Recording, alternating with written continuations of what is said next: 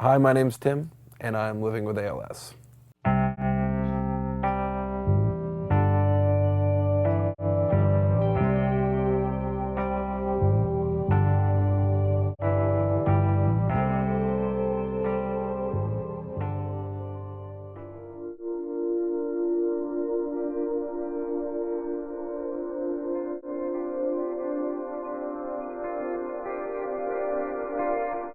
A little over a year ago, we went to the doctor's office and got the worst possible news.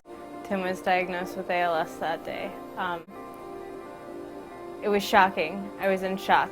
I just remember holding his hand and bursting out into tears, looking at the panic on the doctor's face. It was obvious he had never given a diagnosis like this before. First thing he said when he opened up his mouth, he actually used the full name of it and said, this is all consistent with amyotrophic lateral sclerosis. And just paused for a second, I guess, waiting for a reaction, which was, very stunned and whatnot. Initially was starting to feel like very guilty for what I was about to do to this, young, fresh out of college, bright-eyed girlfriend of mine. But I knew how fiercely loyal she was, so I basically just said, look, let's just make an agreement where I won't do the bullshit martyr, push you away thing, and you will make sure that you make time for yourself, and that this doesn't consume your life. As early as August or September of 2008, I was at least feeling stiffness in the leg that started going first. It gives me a little bit of encouragement that I'm still around at all, but that I still have at least, I'm still speaking, I still have somewhat, at least use of the left side of my body, a limited amount of use of my right arm, hand. ALS community itself is relatively small at around 30,000 people. The people that have my specific form of familial ALS, which is a mutation of the SOD1 gene, is probably about 1% or less of that number, so 300-ish is probably a good guess of how many people with my genetic condition. It's really frustrating when you say my husband has ALS, and then there's the blank deer in the headlights stare, and that's followed by me saying Lou Gehrig's disease, and then it's either continued blank stare or wasn't that a baseball player? It's heartbreaking because we have the ability to cure this. We have the ability to wipe this off the face of the earth, but we don't have the funding, we don't have the celebrity status that most other diseases do. Nobody should have to live this way and die this way. I've seen support come in the most amazing ways this year through awesome rock shows, art exhibits and auctions, an awesome dance party. Yaz's birthday, she spent that in honor of us with her own art auction. We've had the coolest events for such a shitty situation. And they have brought us closer with our community, with each other, closer to the level of awareness we're hoping to achieve. It's just been tremendous what's happened and what people have done and come out of the woodwork to do for us and for the cause. I've taken a huge hit in my my basic functions. I can't shower myself anymore. I can't dress myself anymore. I can eat with a spoon in my left hand. I can type very slowly with my left hand, but even my left hand's starting to give. I can't go to the bathroom anymore by myself. I can't be left alone for more than 30, 40 minutes. I'm still lucky enough to have my voice, but I can see the symptoms or the signs that it's about to attack in my chin and in certain muscles in my face and in my tongue. I can see the twitching happening, so I know what's coming. I'm fighting for myself, but I'm fighting for her as well. Because in a sense, we need each other. We had known really before the diagnosis that we would, you know, pretty much knew that we were going to be together forever, or that we would get married. Obviously, the diagnosis gave us more of a reason to go ahead and do it, in a sense. I proposed to her on our anniversary. Just some flowers in our dirty laundry and our dog and stuff, and asked her to gay marry me. You know, there are good days, and there are days when one or the other is really scared about what's coming up, because no matter how hard we fight, we both know how this is going to end. I can't imagine what it's like on her side, and she can't imagine what it's like on my side. But I think in a lot of ways it sucks more to be her, because it's something helpless that she'll have to live past. It's something that she can't correct. And it's that part of her that wants to save the world is going to be very hurt by this. My breathing is very shallow. My limbs are really weak since I've come here. I've lost almost all remaining use of my right hand, and the left is going so quickly it's really taking me aback. Same thing with the left leg. It doesn't seem like long from now that I'm going to have no movement of my limbs. I don't have the strength to even put the camera on the table, or the lung strength to speak any louder than I currently am.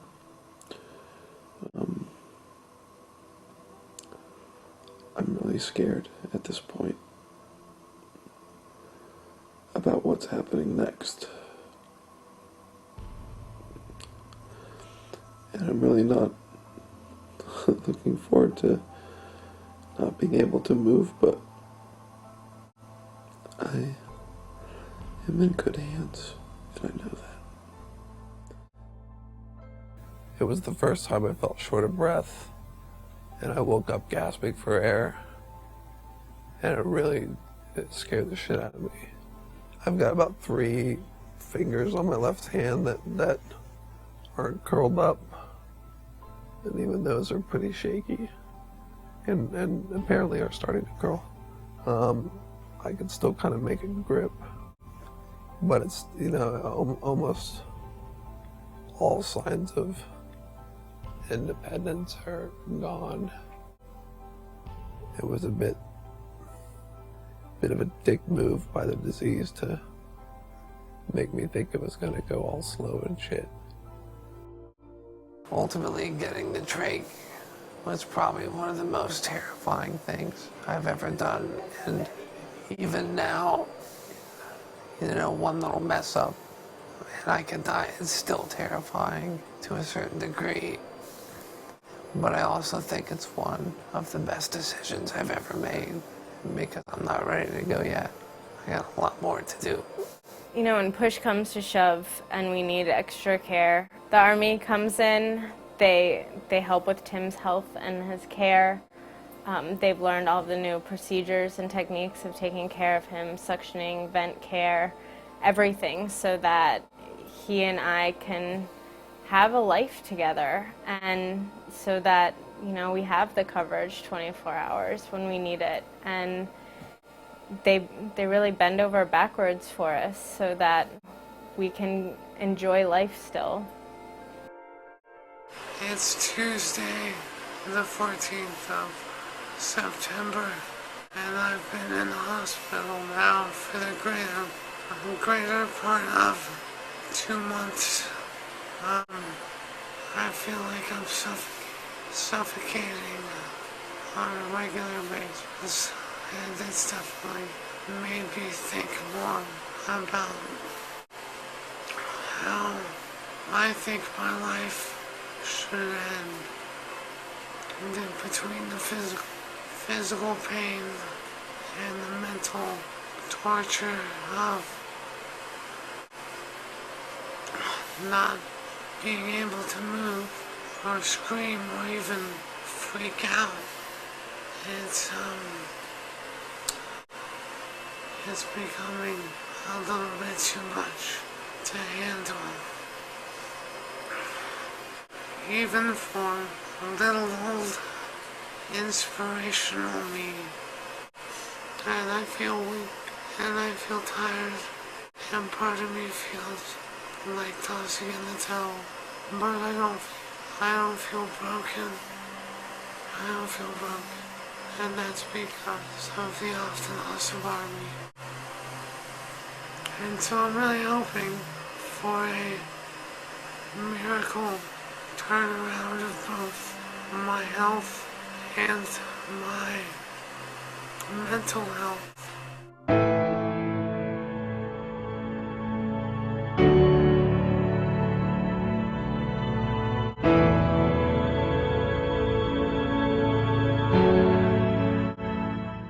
Let's see, the past year, I can't walk at all. I eat through a tube, I breathe through a tube. I speak and web surf through my eyes with a Toby computer.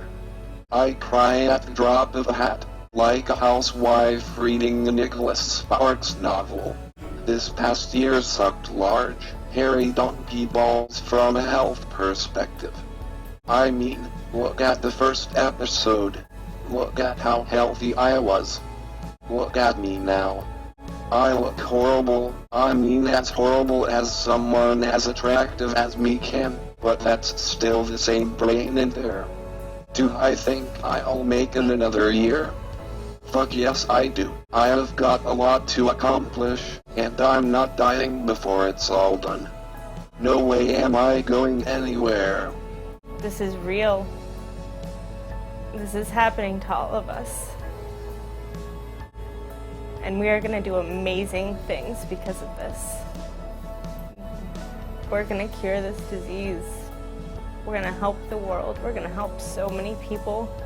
And we're going to continue to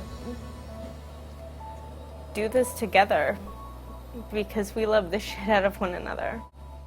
If you just look back on this year, we've accomplished so much. We will win this. We will.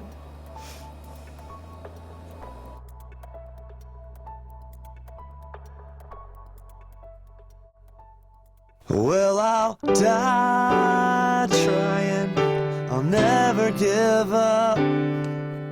Even when the odds are down, when no one gives a fuck. And even when pigs are flying, hell is frozen up. Well, I'll die trying, I'll never give up. And I know it's hard to love someone whose head is in the stars. But don't give up, hold on soon, until I've kept my promise and have given you the moon. I will die trying, I'll never give up. Even when the odds are down, when no one gives a fuck. Not even when pigs are flying, hell is frozen up. Well, I'll die trying, and I'll never give up.